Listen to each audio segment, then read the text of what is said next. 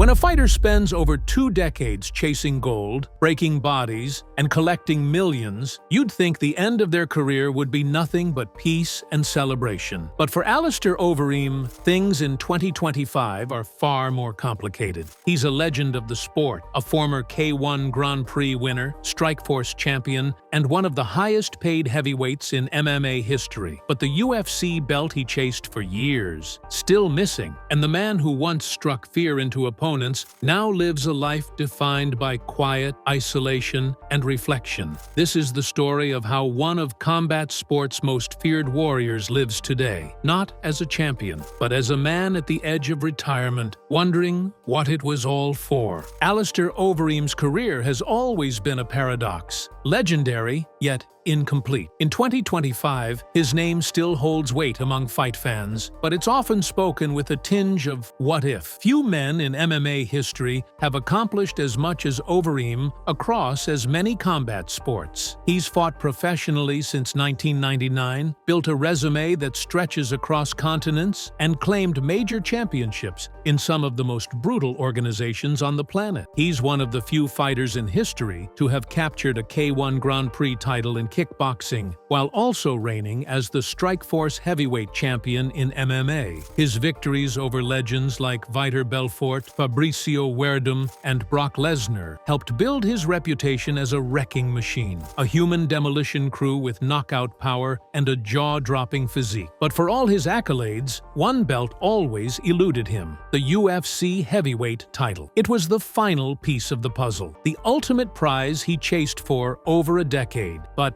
could never quite grab. He came close in 2016 when he fought Stipe Miocic at UFC 203, a bout that began with Overeem rocking the champion early. But instead of finishing the job, he hesitated, and Miocic, as always, survived, rallied, and knocked Overeem out in the first round. That moment symbolized so much of Overeem's UFC run, brilliance undermined by brutal timing. Despite that, Overeem was never viewed as a joke. He was too skilled, too smart, too experienced, and far too dangerous to be dismissed. He evolved constantly, shifting from a wild brawler to a cautious, measured technician in his later years. He extended his career deep into his 40s by changing his style, pacing himself, and using his veteran IQ to outlast younger, stronger opponents. Even so, the UFC title remained out of reach, always just beyond his fingertips. And the further time moved on, the more glaring that absence became. While fighters like Miocic, Ngannou, and Cormier secured their legacies with title reigns, Overeem's legacy rested on resilience, longevity,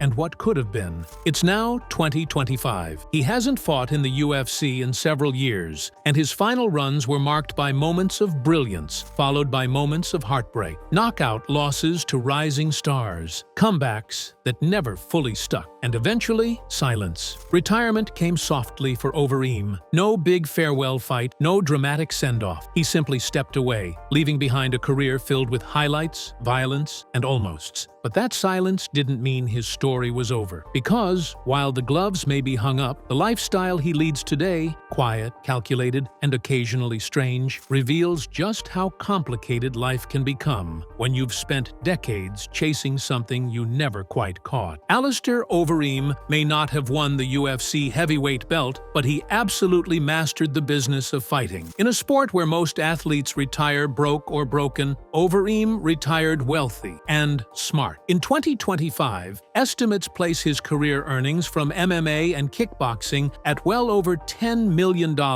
with a net worth that hovers somewhere between $15 and $20 million, depending on investments and unconfirmed deals. But it wasn't just talent that got him there. It was negotiation, timing, leverage, and a deep understanding that being a fighter meant knowing your worth, even if the belt stayed out of reach. When Overeem signed with the UFC in 2011, he didn't come cheap. His debut against Brock Lesnar was a high-stakes move by the UFC, and they paid handsomely handsomely for it. Overeem earned a disclosed $385,000 for that fight alone, and sources close to his camp suggest he received back-end bonuses for helping drive massive pay-per-view buys. From that point on, he never made below six figures per appearance. In fact, throughout his UFC career, Overeem routinely earned between $500,000 and $800,000 per fight, not including bonuses. Some of his biggest paydays came against Curtis Blades, Sergey Pavlovich, and Francis Ngannou, three men who carried high stakes and high visibility. For each of those appearances, Overeem walked away with $860,000 in base pay. And when you add in sponsorship deals from companies like Reebok,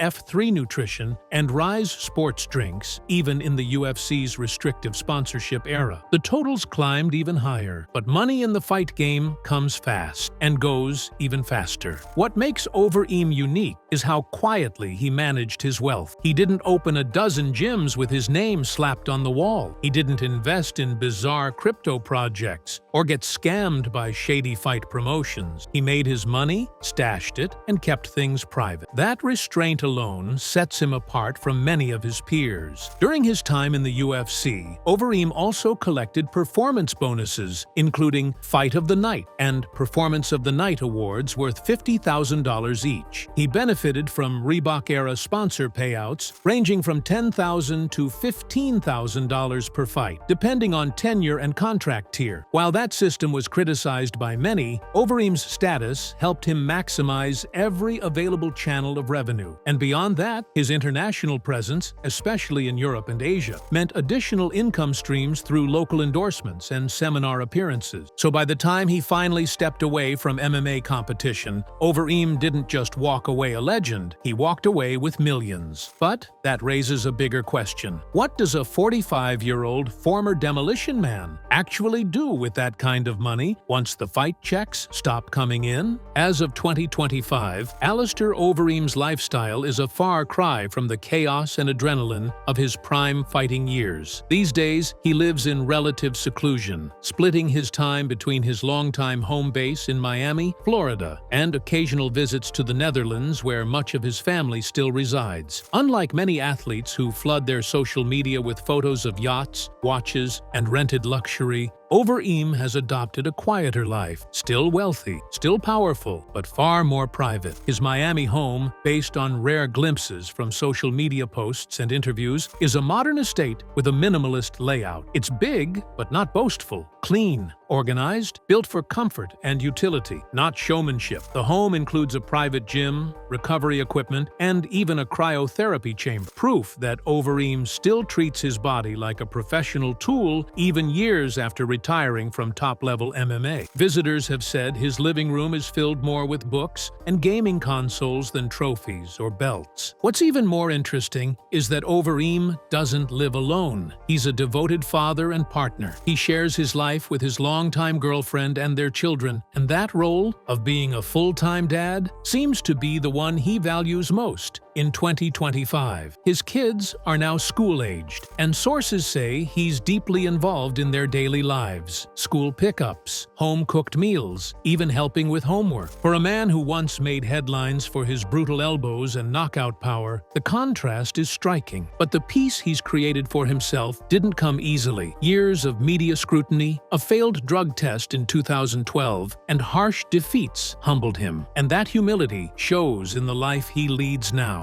He rarely grants interviews. He doesn't do flashy guest appearances at UFC events. And when he does show up, it's usually low-key, with little fanfare. Even his car collection is modest. An Audi Q7, a Q5, and a Rolls-Royce Wraith, all spotted over the years, make appearances in public. But Overeem has never leaned into the celebrity-athlete persona. Unlike some of his peers who chase attention long after the fight lights dim, Overeem seems content content to disappear from the spotlight. Not because he's hiding, but because he's done proving himself. Still, for fans who followed his every move during his fighting years, this quiet domestic life feels surreal. The man once known as the Demolition Man now lives like a monk in suburbia, and while some find it inspiring, others wonder if this silence is peace or something closer to loss. Alistair Overeem in 2025 is not just a fighter who left the cage. He's a man who has fully transitioned into a lifestyle built on routine, control, and family-centered discipline. There was a time when his schedule was dictated by weight cuts, media scrums, and brutal training camps in various corners of the globe. But today, his priorities are completely restructured. His mornings begin early, often before sunrise, not for punishment, but for peace. He still trains. That much hasn't changed. Overeem remains committed to maintaining the physical frame that defined his career, but he no longer lifts to prepare for war. He lifts for wellness. He spars gently with younger partners. He runs, he stretches, and he practices Wim Hof breathing, a technique that once seemed experimental, now part of his daily rhythm. Cold plunges, breathwork, recovery protocols. In his current world, the body is still the temple, but the violence that used to shape it is gone. What he has filled that space with is his role as a father. Overeem has 2 daughters, one from a previous relationship, and in recent years, he's become a far more present figure in their lives. According to close sources, his family is what keeps him grounded. He takes his children to school, sits at the dinner table every night, and is known to bring them along when he travels for seminars or European MMA events. He's said to avoid nightlife entirely, opting instead for quiet nights in with his family or short road trips across Florida. He also has passions that most fans would never expect. Video games remain a hobby, particularly strategy-based games and immersive combat simulations. Ironic given his past. He's also a gun collector. Legally licensed and very controlled, Overeem frequents local shooting ranges in Miami and even owns custom weaponry that he keeps locked in a secure vault on his property. Some fans have criticized this hobby, but to Overeem, it's another form of discipline, focus, control. Diet-wise, he remains structured. Horse meat was once a viral meme in his early training days, but his current diet leans toward organic fish, lean beef, vegetables, and the occasional indulgence in Dutch pastries when he's back in the Netherlands. He still eats multiple small meals a day, a habit from his weight management years, and he avoids alcohol altogether. He's not plant-based. He's not a carnivore. He's just functional. Every decision, every calorie, every hour accounted for. Yet for all this structure, there's something missing. A void where the chaos used to be. The structure keeps his body healthy, yes, but it also feels like a shield, a way to manage life without ever fully stepping back into it. And the further he retreats into his world of family, cold plunges, and routine, the more fans wonder if he's really happy or if he's just keeping the old demons at bay. For many fighters, retirement is a rebirth. It's a chance to rebrand, become a coach, an analyst, an entrepreneur. But in 2025, Alistair Overeem seems uninterested in any of that. There's no YouTube channel, no official podcast, no recurring guest spots at UFC events. While other retired fighters like Chael Sonnen, Daniel Cormier, and Michael Bisping have carved out full-time careers with microphones and cameras, Overeem has gone almost completely offline. And that silence has become louder than anything he ever said in post-fight interviews. It's not that opportunities didn't come his way. According to MMA insiders, Overeem was offered a co-hosting gig on a European-based MMA talk show in early 2023. He turned it down. He's been approached multiple times by UFC Fight Pass for documentary-style breakdowns of his legendary fights. He declined. Even Fight Night commentary in Dutch markets, where he still holds massive name recognition, has been met with polite refusal. So what is he doing? According to those who know him, Overeem has quietly invested in a few low-risk ventures. One involves a health and recovery startup based out of the Netherlands, focusing on breathwork and biohacking. Another, reportedly, is real estate, both residential and commercial, in parts of Europe and the southern US. US. But he isn't the face of these ventures. He doesn't do endorsements. He doesn't slap his name on protein shakes or martial arts gyms. His approach is quiet money, silent ownership. Let the brand speak, not the man. It's a strange choice for someone with such global recognition. His name could easily be leveraged for licensing, seminars, or gym chains, yet he's chosen to remain almost anonymous. He'll make the occasional appearance at an event, shaking hands, posing for a few photos, but then he vanishes just as quickly. In many ways, he has become a ghost of the fight game, present but never engaged. There is a sadness to it. Fighters who built their identity around combat often struggle with what comes next, and while Overeem appears at peace on the surface, the absence of any post-fight passion projects is noticeable. There's no cause he's championing, no fighters he's mentoring, no legacy he's curating.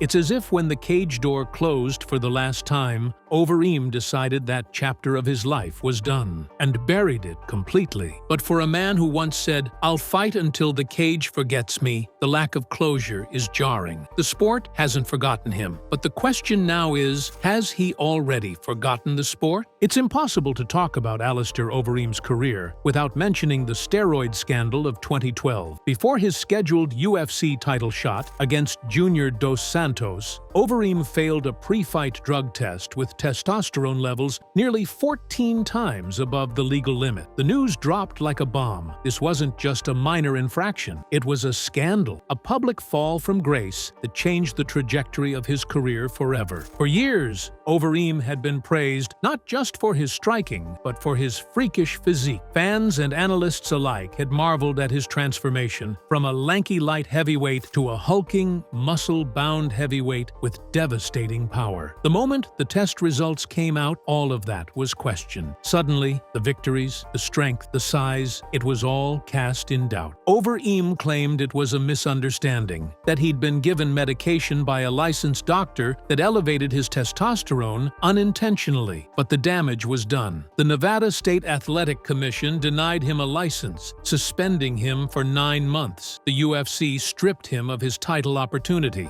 and fans, once mesmerized by his dominance, now mocked him with memes, nicknames, and accusations. For Overeem, it wasn't just about lost income, it was about lost trust, lost momentum, lost legitimacy. He went from a feared contender to a cautionary tale. Sponsors pulled back, analysts turned on him, and for a while, it seemed like the comeback would never come. But to his credit, Overeem didn't quit. He served his suspension, he returned, and he evolved. The post-suspension Overeem wasn't the same physical monster. He looked leaner, more technical, more cautious. The change wasn't just in his physique, it was in his style. He no longer relied on overwhelming power. He became strategic, patient, calculated. Still, the shadow never really left. Every time he got close to a title shot, the drug test from 2012 would resurface in commentary threads and fight preview. Even now, in 2025, it's a permanent chapter in his story, one that prevents him from ever fully being embraced the way Miocic or Velasquez were. He's respected, but there's always an asterisk, always a but. And maybe that's why Overeem stays quiet, because the world never let him forget the fall. And no matter how many wins he collected afterward, some things, in the eyes of the public, are never fully forgiven. For a man who once thrived in chaos, the way Alistair Overeem's departure from glory kickboxing unfolded was strangely quiet but deeply revealing. On paper, it looked like a simple medical withdrawal, an injury, a routine fallback, but in reality, it was a chapter soaked in tension, disappointment, and perhaps shame.